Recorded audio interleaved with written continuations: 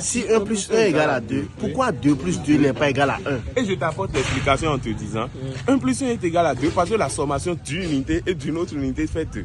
Maintenant, quand on parle de 2 plus 2, ça fait 2 unités. 2 unités, là se pose un problème de dualité des unités. Vous voyez?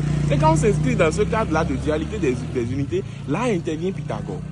Pythagore, au XIVe siècle, lors de ses recherches, a sorti une théorie, la théorie de dualité dans l'unicité.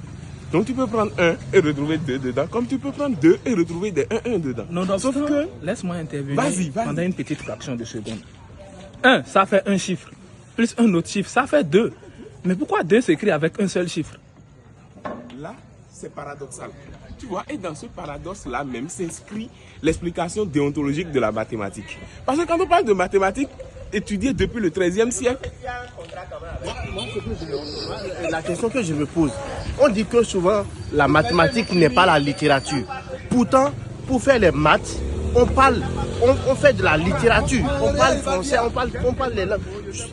Il y a cette contradiction dans l'univers des sciences. Non, mais si mémoire, ouais, avec mémoire, vous êtes des chiens, vous tous. Et ça, on parle. C'est qu'il y a fait pour.